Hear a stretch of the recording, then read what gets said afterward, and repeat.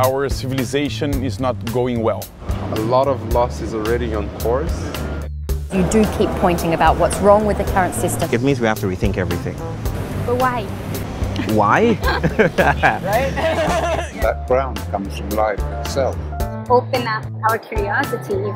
Ele é uma mudança dos sujeitos que têm o direito a imaginar, né? Looking at the individual as multidimensional. That our nature is to flourish, our nature is to blossom, to be as great as we can.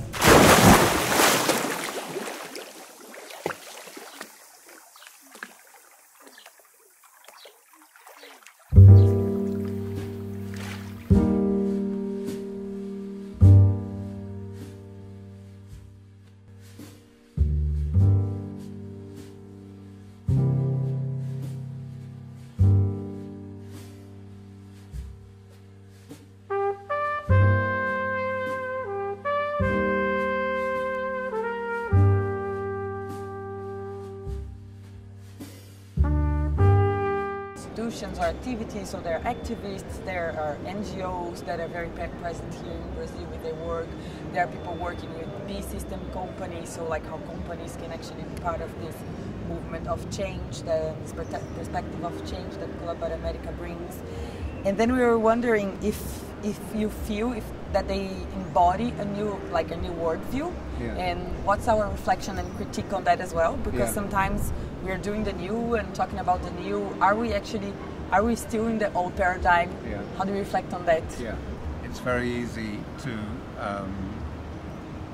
to look at things in a different way, but not to actually move in the way we need to. And I really liked Danilo's talk because he wasn't talking about a new system. He was talking about himself and how do we go through crisis into regeneration.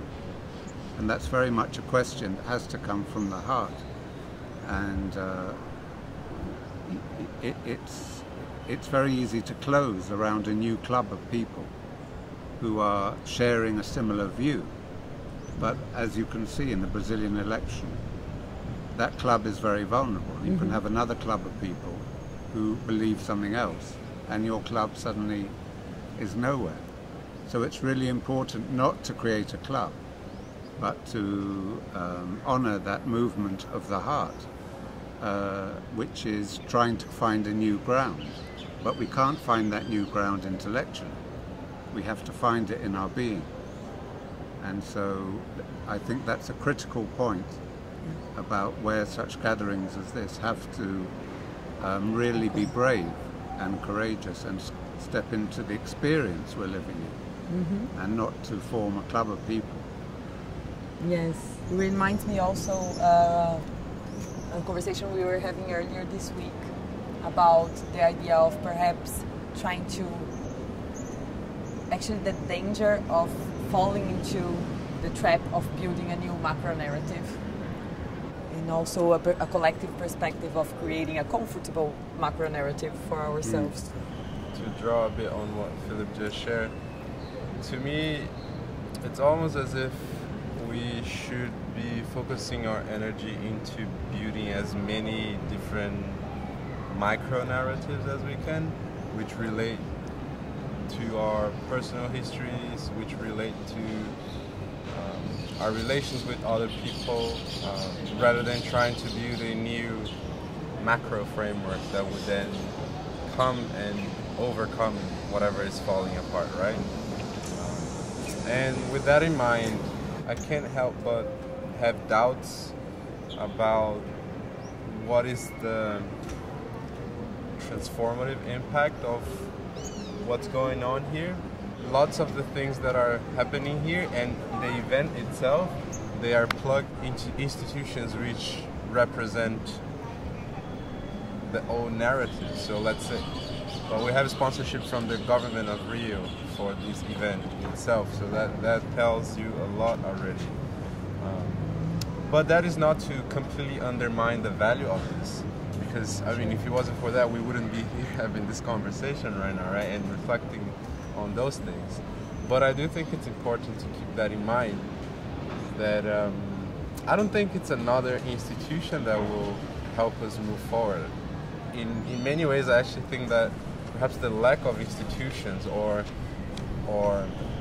flexible and institutions that flux is actually what we need, as opposed to building a new set of unchangeable rules and norms that will guide us forward. I don't see that as really doing new things. But I do see a lot of power in what is between people, what is connecting people. So the whole P2P idea of where you can create value, you can generate value in your interactions with others without having to go through too much, without having to build too much structure for that kind of interaction, but have it more fluid. And I mean, we see a lot of people here talking about technologies that can help that happen, the whole blockchain and all that.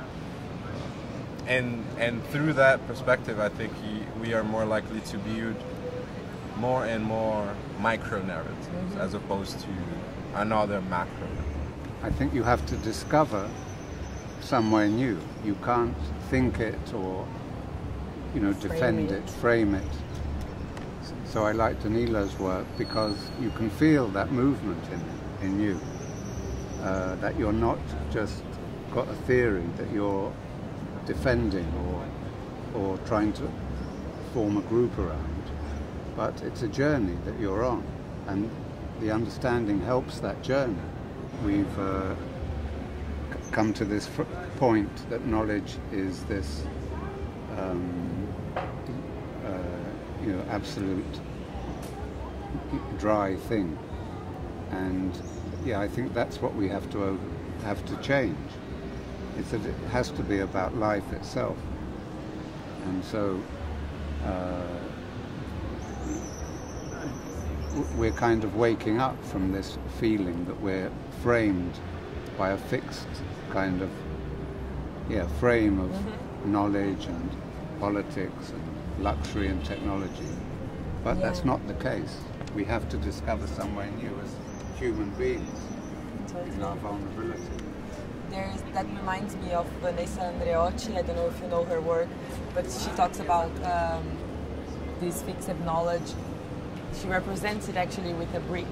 She does this representation with the knowledge as something fixed and not serving to our purpose. Because there's also this very triggering in concept that kind of comforts me as well, that is about we are capable of shaping systems. Is it controversial, or is it the opposite of using knowledge as a rational thing to develop something else, or how do we kind of accommodate that? When we have some sort of understanding of the basic workings of complex systems, and that's when theory grounds me, we come to the realization that whatever happens in the micro affects the macro.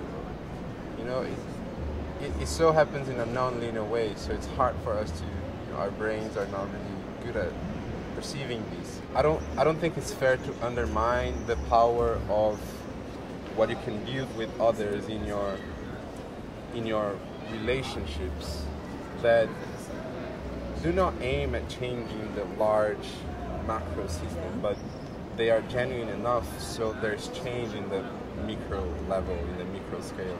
And that kind of thing, it triggers other things, and that's something I've been observing in my interactions with family members. I mean, I'm not changing the country, or maybe I am, I don't know how to put it, but I am changing a lot of things around me. And that comes back to some of the most ancient wisdom that we have, is that any change has to come from within, right? So I think that this shift in focus from trying to change that macro to being more coherent in your micro, I think it's very powerful. And more, I'm getting convinced we can't really bring about the macro changes that we need. Everything we've been discussing with the idea of collapse. I think a lot of loss is already on course, and there's not much we can do about it other than preparing ourselves to deal with that. And to me, this focus on the micro is very important in the atomic scale of things, and just to build some sort of sensibility or some sort of sensing mechanism to see how things ripple, how things go as you interact with others, can help you in finding meaning in what you do at a different scale as well, right? I don't see so much of a contradiction, and again, this becomes more grounded when I think about complexity and all that. Yeah, I think sometimes, when you have a really simple system, it is possible to control it. So, that is what our attempt has been in society, is to create controllable systems where you've simplified it to such an extent that it becomes linear. Yes. But where we are now is definitely not that place. It's so complex now, how things that were serving one purpose suddenly are serving a completely different purpose. The whole world seems to be in a chaotic movement, and at that time you cannot hope to control it. You cannot hope to control that system. So you have to find a new ground for it. And I think that's what we're trying to do. And that ground comes from life itself. There is no place that you can stand and solve that complex system. You have to participate in it and connect and form relationships. And do so in an open way that's allowing something new to come in. So it's no good talking about complexity either. You have to participate in it with your whole being. And yeah, for many that's a frightening prospect. We were talking about with Catherine Trebek, I don't know if you had the chance to see a little bit of her talk, and the idea of being coherent in your own micro experience sometimes also kind of paralyzes us. And am I getting all the voices on the table? Oh my God, I'm not being inclusive. So like there's so many things about coherence that sometimes contribute more to the pluralization of people. And then on the other hand, we're talking here about micro-narratives, you taking care of being ready to live in a damaged planet, like, I don't know if it's Kate Rowers or Donna Harry says that, but the art of living with it and staying with it, not transforming. Maybe you have a different view. I think they're both there. I actually don't see them in contradiction so much. These people is that they're acting from a place of belief. If I believe the best I can do is to be as coherent as I can in the micro scale, that's what I'm gonna do. If other people believe they can go and change whatever it is that they want to change, and they go and do it, I think that's completely fair. We will probably both be wrong, and hopefully we'll both understand what our wrongdoings are, so we can correct them along the way. So maybe that's also allowing space and time for micro-narratives, right? Everybody, it's at its own time. Like, each person has its own, the Greek would call it kairos. It's not the chronological time, it's the qualitative subject.